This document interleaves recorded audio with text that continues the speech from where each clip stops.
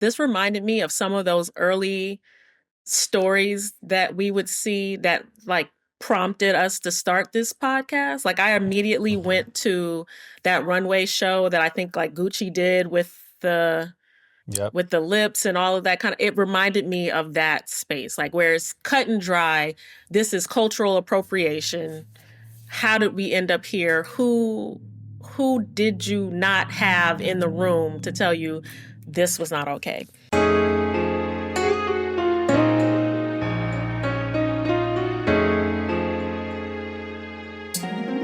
What's up, Janelle? Hey, Bronzy. How's it going? It is going. Yeah, not feeling the greatest today, but I'm trying to power through. How are you? I'm good. I'm okay. I'm good. I'm here. We doing Okay. it. You know what I mean? Yeah, a good weekend. The holiday festivities have officially kicked off. I went to my first holiday event, a Friendsgiving. So starting to feel the season is Yeah. here. That's kind of wild that like is Thanksgiving next week? It's literally next week. Yeah, I'm gonna have to figure some things out. 'Cause I'm not Oh, going it home. snuck up on you? It You're really not? did. I'm like, no, like listen, the other day I was watching TV and like one of the commercials had a Christmas jingle in it, and I'm like, are we really there?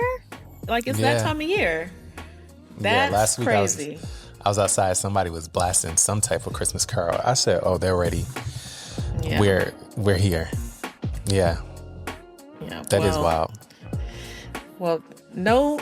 So obviously, no holiday festivities just yet for me. But I am coming off a trip to Orlando for Ad Color, my first Ad Color. Nice. So that was nice to kind of be in that space, and was able to sit in on a lot of cool panels, meet a lot of cool people in the industry. So yeah, that was fun. That's dope. I went to my first one last year. Unfortunately, I couldn't make it out this year with you. It's like we literally flipped. Maybe there's hope for the future. We'll see. Yeah. Before we jump into things, though, I definitely want to call attention to the merch. Shout out to Bronzy's merch. Shout out to the merch. Yes, she is wearing the oversized box tee that you can find on my website, bronzy.com, along with a couple other things. Thank you so much, Janelle, for your support. I really appreciate it. I saw you sign my CD, too. I feel so special. Yes. Shout out to Rebecca, Shout out to one of our Rebecca. friends. She did the designs and worked with me like to create a world of sorts. She also does work with us here on Witcha Black Ads, so she's goated. She's the GOAT. Rebecca, we appreciate you. We do. Love you, girl. Shout out to Amadi as well, the photographer. You know, just send the love all the way around. He also does photography for the show. Amadi. Hello. Yeah, I killed this. Thank you so Thank much. you. All right, ready to hop in? Let's do it. Above the Fold, episode Above the 89. fold. So a couple days ago, it was announced, kind of shockingly, that Steph Curry is parting ways with Under Armour. It wasn't announced where he was going. I do believe he gets to retain his logo, his signature logo that was created under the Under Armour umbrella. But I don't think anybody really saw this coming. It seemed like it was one of those lifetime partnerships or something of that nature, you know, like where he had ownership and a stake in the company. So for them to part ways with no kind of rumblings or warning, I think had a lot of people shocked and scratching their heads. What say you? I agree. I do agree with what you just said. I never really checked for the Curry brand under Armour. You know, I knew he wore his own brand, like in terms of him playing ball and stuff like that. But I never was like, oh, those Currys are dope, or I want them, or it's never been on my radar. Yeah. with like releases, spots, ads, marketing. Like it never reached me. I'm wondering if that has something to do with it. I don't know what their numbers look like in terms of like how much is this arm or this part of the brand bringing in for us or doing for us. Hmm. I think there's a concerted effort for a lot of these bigger brands scaling back on some of their investments and initiatives. Um, but I didn't see it coming either. I don't know what this is. You think Curry's closer to the end of his career? You're thinking about the legacy of the Curry brand. What does it do Under Armour? So I think when you start asking those questions, that might be where the decision comes from. It's like if you're no longer here, if you're fading out and it didn't click or get that spark like something like the Jordan brand. I mean, the Jordan brand is the Jordan brand, but something like that is done. It's like, okay, the way that they set it up, it was more than just a Curry shoe, Curry 1, Curry 2, Curry 3. Like it's a whole Right. Curry brand. And I think they positioned it to be like the Jordan brand, but for it not to get the steam, I think they're starting to just reevaluate and see like, how does this fit in big picture long term? And maybe that's where it comes from. I don't know.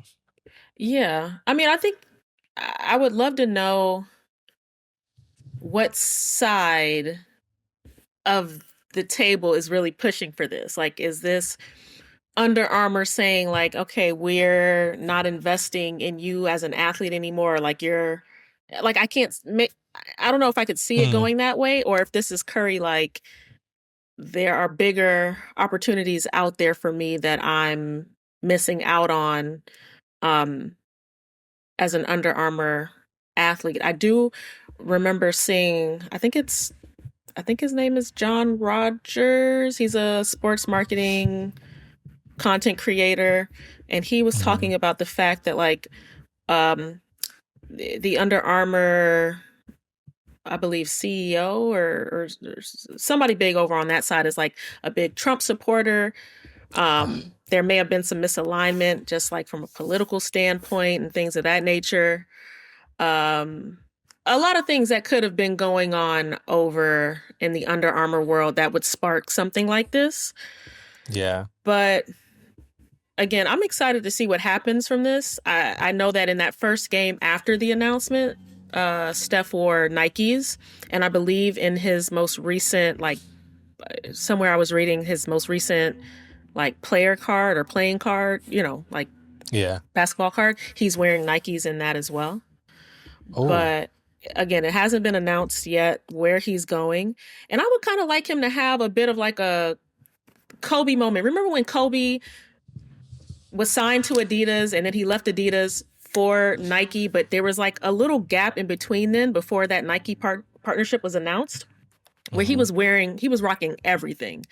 yeah. And just kind of getting people guessing about what his next move was going to be. I think that this could be a cool opportunity to Steph to pull a very similar move before landing wherever he's landing, if he hasn't already. Yeah. So you think like it's more, well, I guess that's obvious. It's more than just the Curry brand that's no longer with, I guess that wouldn't make sense if the Curry brand was no longer with Under Armour, but Curry himself was still, I think yeah, no. they're all out of there. Um, do you think he stays independent or do you think he partners with somebody else? He's Steph Curry. Like, I don't know. I don't yeah. know. Um, Cause where do you yeah. go? Especially if I don't know. I'm confused. I'm confused because one side I see Steph Curry and then I see like the Curry brand. I know theoretically those go hand in hand, but I I don't think so. see a world where like a Nike or Adidas picks up the whole Curry brand.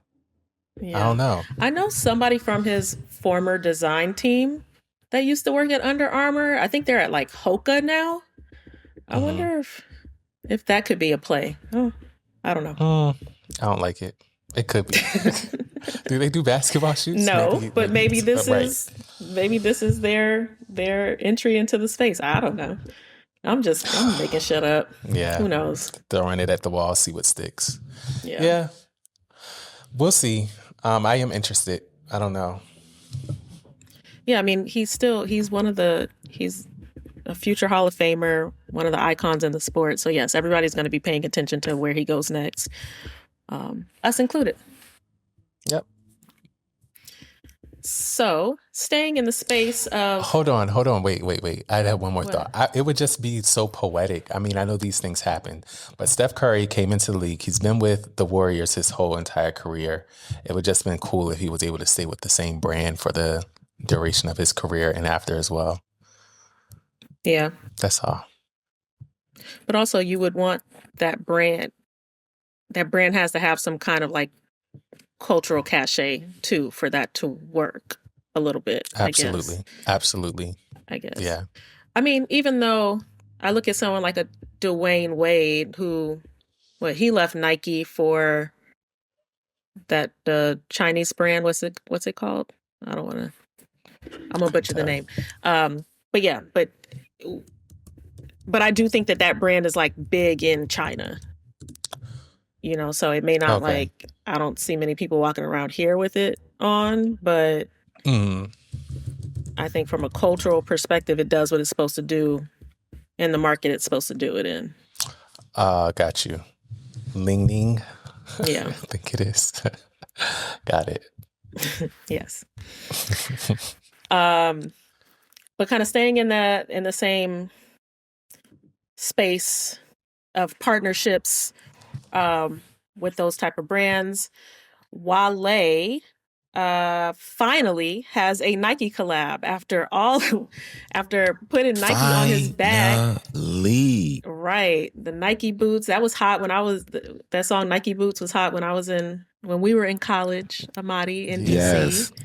Yes. So it's about time. Dang. Yeah, and I believe it is 15 years ago. Yeah, it is. You don't have to be throwing numbers out there. I know. That's crazy. You are wild for that. It could have been hot for a long time. I'm not revealing any information.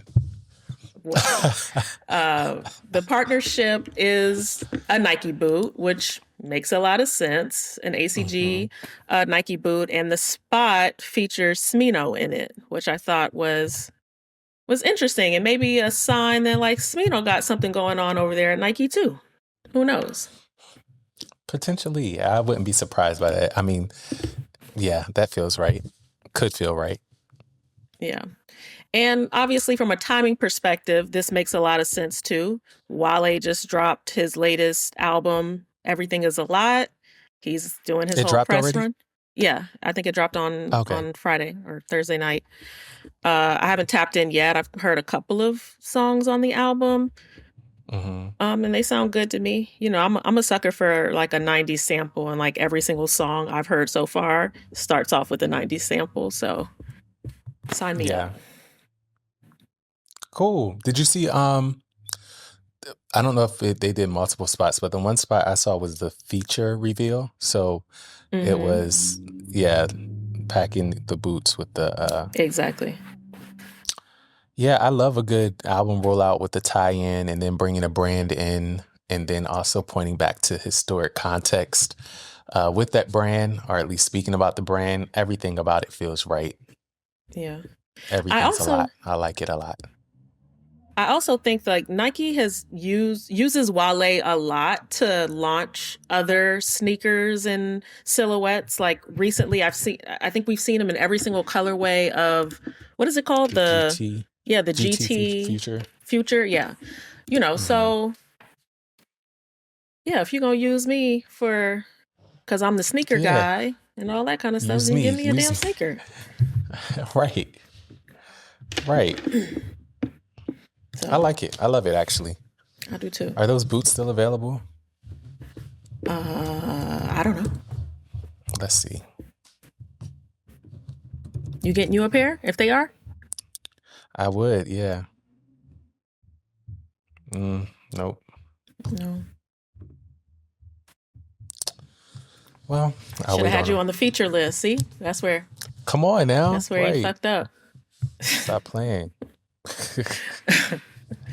Um, we talk a lot here about beauty brands that are helmed by celebrities and things of that nature. A brand that we had that kind of spearheaded that, but that we haven't talked about in a really long time is Fenty Hmm. Beauty. And it was announced recently that LVMH, who is the owner, who owns Fenty Beauty, is selling a 50% stake in the company. And I'm wondering why. Why is that? A brand Hmm. that's helmed by Rihanna. We always talk about the fact that everything Rihanna touches turns to gold. But are we seeing, like, is this a mark of the market being fully saturated? Um, and did you foresee that once this bubble started to burst, that Rihanna would be affected? I didn't see that coming. This is interesting. This is very interesting. Much, I guess not so much. This is interesting. I am of the standpoint that I think, yes, the bubble is bursting, and I think that these parent companies are starting to de-risk.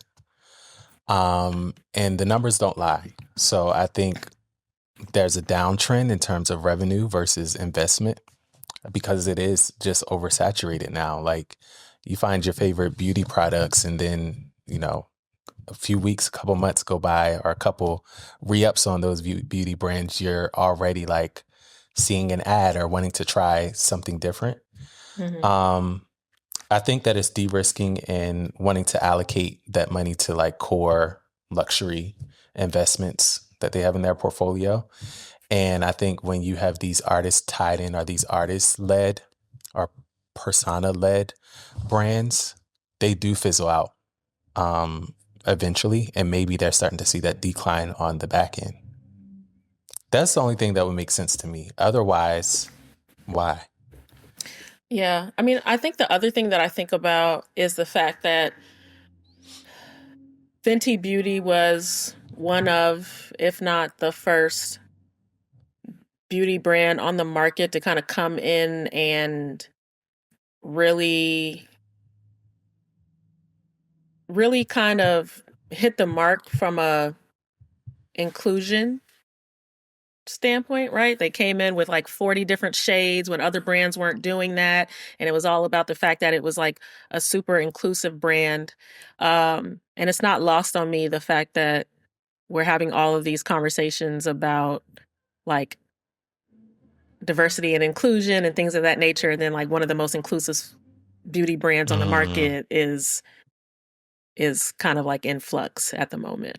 I don't know. hmm. Maybe I could be No, I like, reaching, but I don't think that's a reach. I don't think that's a reach at all, especially when you think of like how everything is intertwined from like administration, government, dollars, mhm. everything. Um, Coupled with that, you said like when Fenty first came on the market, it had a lot going for itself. But I think the relevance and like the cultural fit that it had, I think it's reached its potential. And Mhm. it's like, is there still growth opportunity here or did it reach it and now it's time kind of like to move on? That's what these brands are thinking about when they're in those meetings and they're like thinking about, okay, where do we allocate the budget or money for the next 5, 10 years? And maybe now they figure Fenty has struck iron and when it was hot and now it's not. Yeah. No love lost on Rihanna. She's still dope, but if it don't make And dollars, it don't make rich. sense. Yeah. Yeah. Um, Also, are they selling the full 50% stake or are they selling a portion? Because I know Brianna obviously still has 50% ownership. It could be I don't interesting if they know. sell the full 50%, then the brand could go in a whole different direction. Right. It could get really interesting. Yeah, I don't know. I don't know if it's their full 50% or 50% of their 50%. Got That's a it. good question. And one time, didn't she pause a part of Fenty before? Didn't she have like a ready to wear line that She she did. stopped earlier on? She did. That I also believe was that not also owned by LVMH? Yeah, it was. Yeah. So Yeah. maybe the tides are just coming in. Who knows? But this is another one we'll keep our eye on. Yeah. I'm going to jump around a little bit just because we're already talking about LVMH. I saw in the news last week, or maybe it was the week before, the fact that Louis Vuitton was launching a Ghana-inspired bag. I'm not sure what they called their model, but it is definitely a rip on the what's called the Ghana Must Go bag.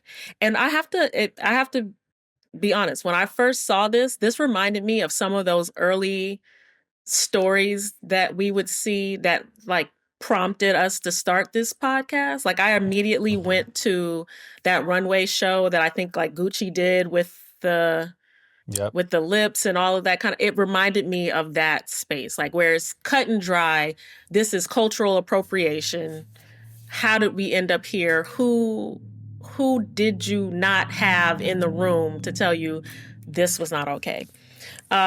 So for a little bit of context, the Ghana Must Go bag comes with like a lot of cultural baggage.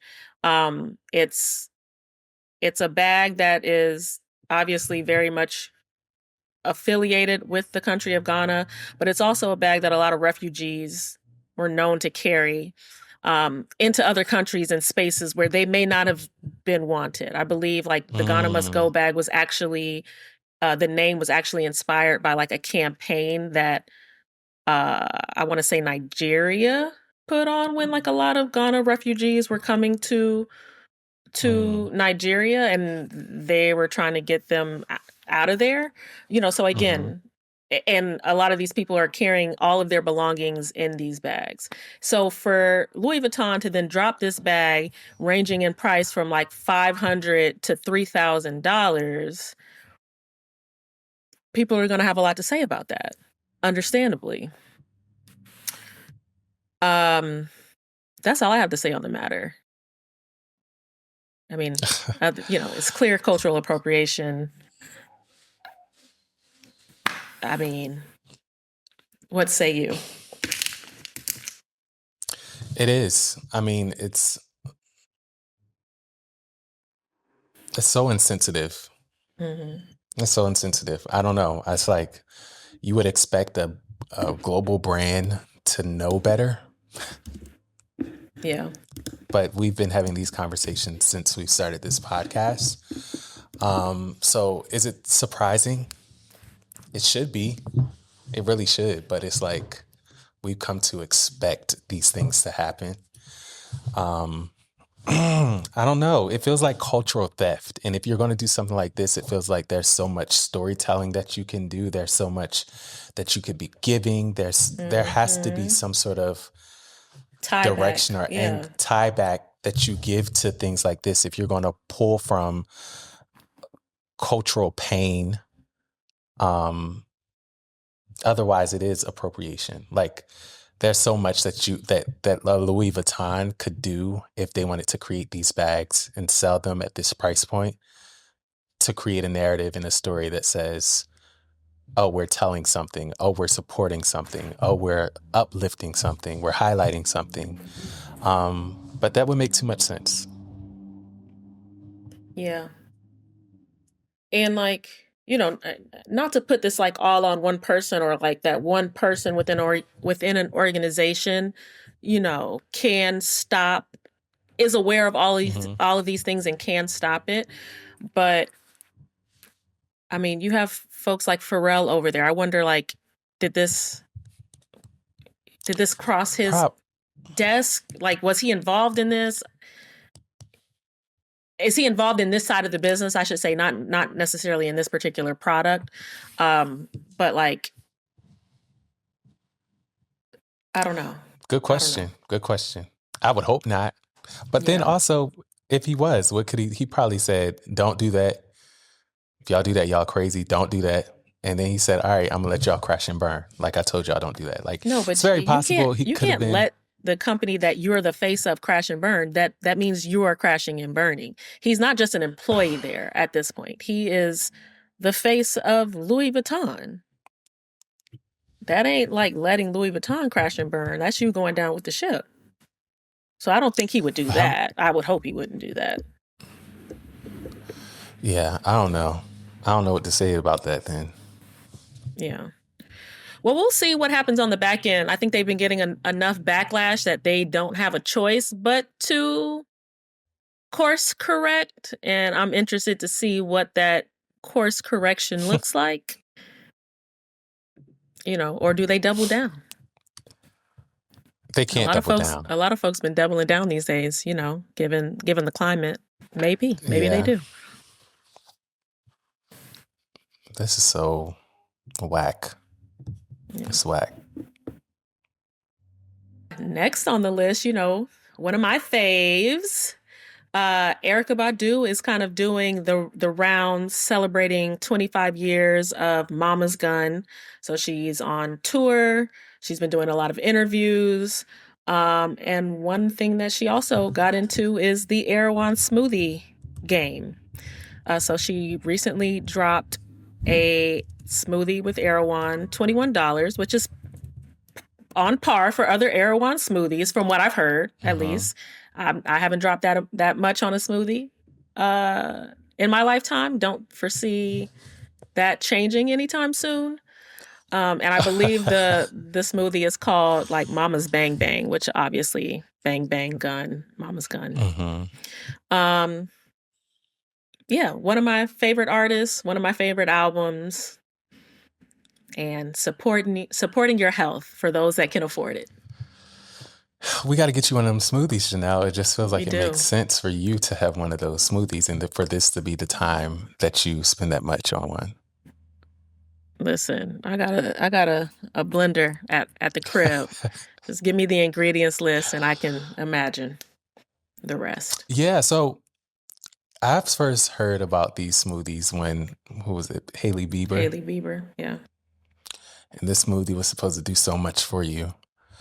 But this smoothie has brought in money. I think they said it was like I don't want to misquote, but millions of dollars. I think they're starting to do more of these partnerships with celebrities because they see the reach that it gets in terms of obviously what we're doing here, people wanting to go in and try. Oh, it's this elusive, exclusive-ish kind of like opportunity. This is for the person that's not going into Erewhon every day to do their regular weekly shopping. Yeah. It's causing people to go there and check it out. So I think this is a great move on Erewhon's part to continue doing these. But then also, I like this tie into what Erykah Badu is doing as well. But she needs to restock them pussy incense. Did you buy them the first time? No. Oh, okay, so how you know? But I did attempt to buy them, but they weren't available.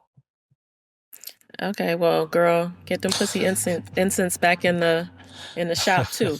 But what I do want to say something about just the Erewhon smoothie craze, culture phenomenon. Yeah.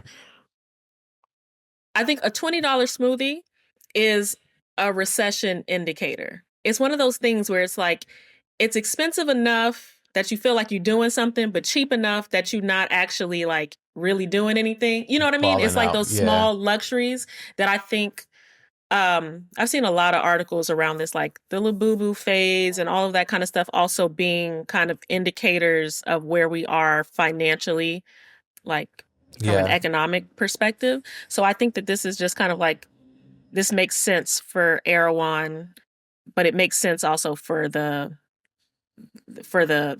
phase that we're in. That's a good take. That's a really good take. Because it's like, I got $20. I can't go and ball out.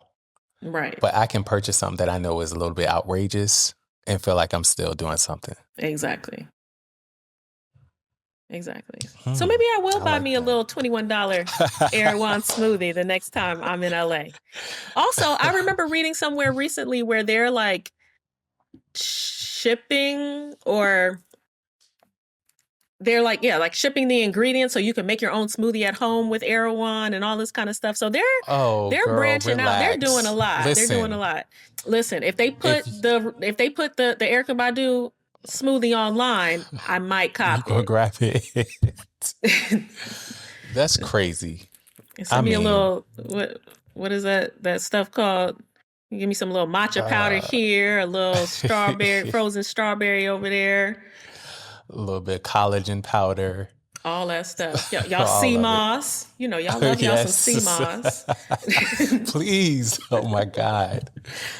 Uh, you know, yeah, Dr. Take it Subbing out of me here. up, please.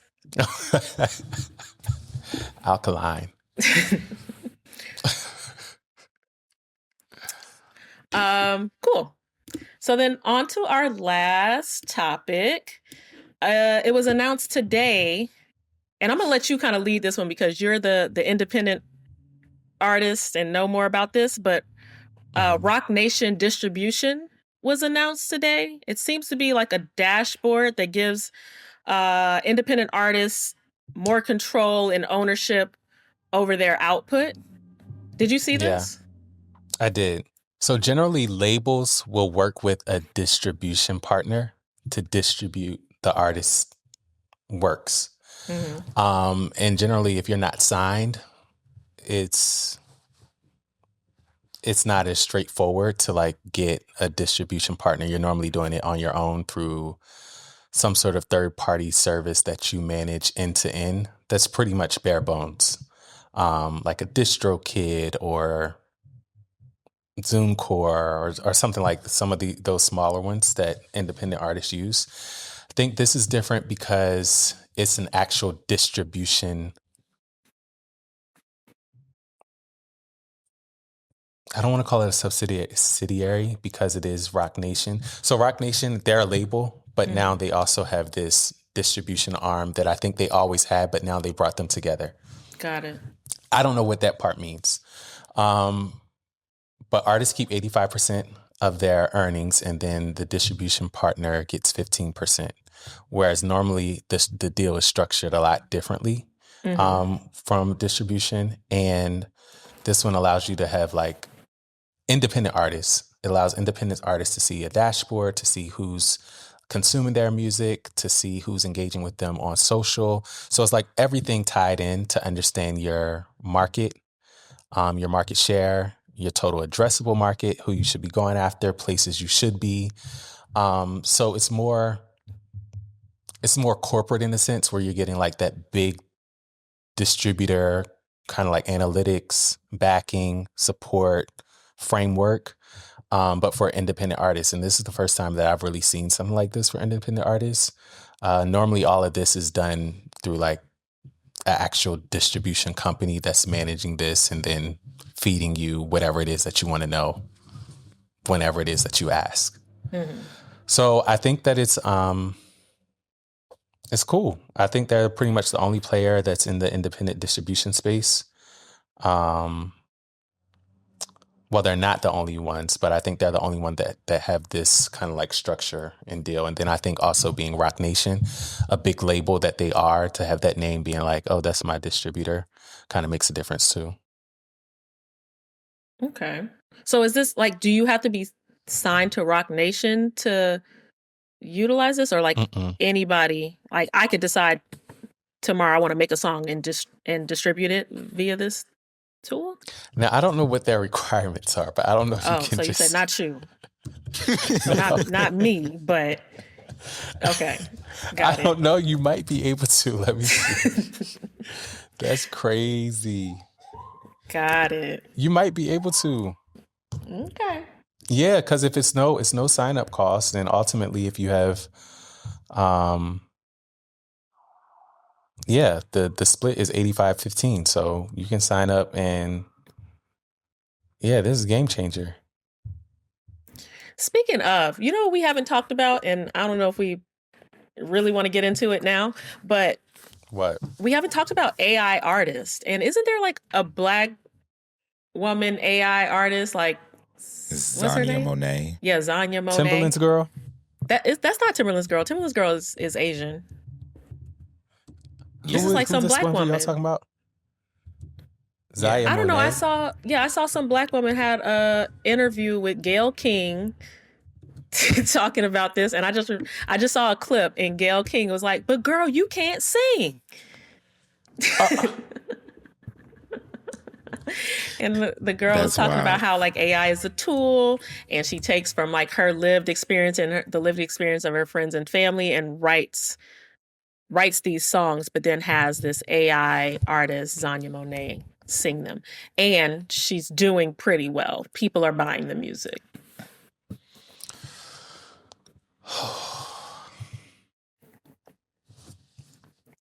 Maybe we have like a next episode we can dive into AI and creativity and artistry and how we feel about that. Yeah, it frustrates me, but we can talk about it. Yeah. That's crazy. I mean, at least in her experience. But girl, okay. Yeah, well, I have some takes. Let's do that.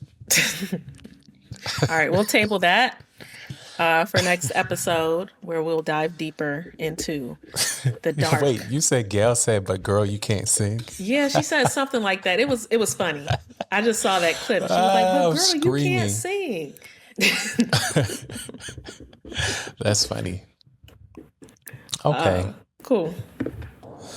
All right, that wraps up Above the Fold for this week. Now it's time to jump into Guess That Spokesperson. This week it's your turn to give me the clues and for me to guess or phone a friend. No. What is this new phone a friend thing?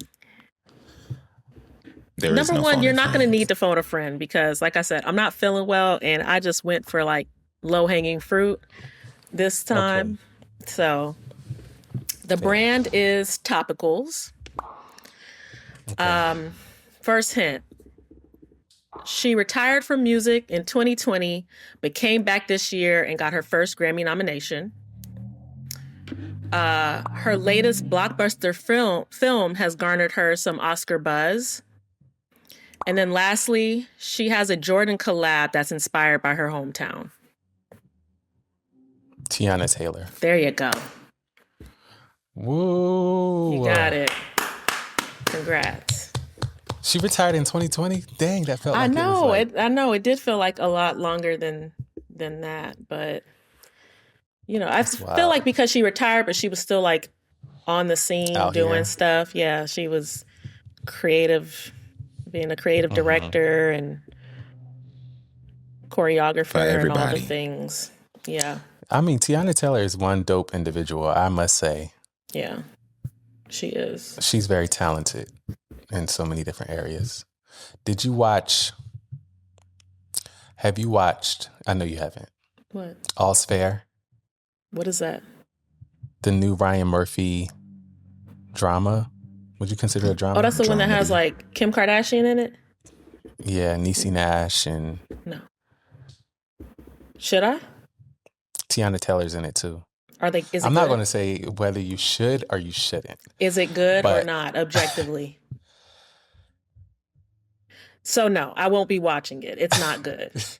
I don't want to tell you whether there are mixed reviews. I have been enjoying it. I ain't got time for mixed reviews. I tend to enjoy Ryan Murphy's world, yeah. Speaking of Ryan Murphy's world, what about the show Monster? That was wild. No, thank you. Yeah. That's Ryan Murphy world. Did you watch too. I watched the first 2 episodes. I fell asleep, had a nightmare, and I'm like, that was it. Oh my God. Have you watched any of the American Crime Stories? Yeah, I think I watched all of them. I saw OJ, the Monica Versace. Lewinsky. Monica Lewinsky. I didn't see that one. Yeah. It's called Impeachment. Oh, no. Impeachment, thank you. Was Versace Monster too? No. Mm-mm. Which one was that? That was American Crime Story, right? Yeah. And Monsters is an American Crime Story. They just call that one Monsters. Oh, okay. Well, this is... OJ. Yeah, I saw that one. OJ. Gianni Gianni Versace, Versace. and Impeachment. Impeachment. I didn't see Those are the three Impeachment. American crime stories. Yeah. Okay. Then what was the Menendez brothers? That's another Monsters installment. Got you. Okay. Too much. Yeah. Okay. But maybe. Going with your black. I'll do some research on the mixed reviews and determine just how mixed they actually are and go from there. It's campy. Like, it's fine. It's cool. Check it out. Maybe. Or maybe next time we're together, we'll watch a couple episodes. Oh, like y'all like to do. Y'all like to hold me hostage and make me watch. Yes, exactly. That'll be our next thing. All right. All right. Going with your black ads, that ain't it. I'll go first this week. Let's do it. I'm going to give Going with Your Black Ads to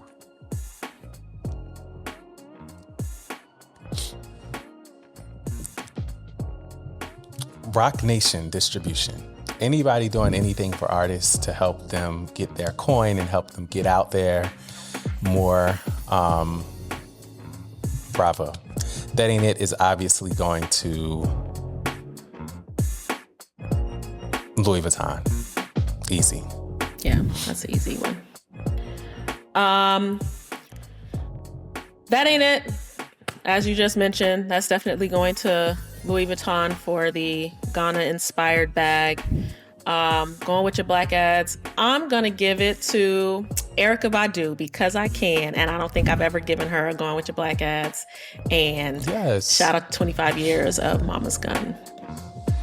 Shout out to her. And Amadi. Going with your black ads, Wale and Nike. Shout out to Wale.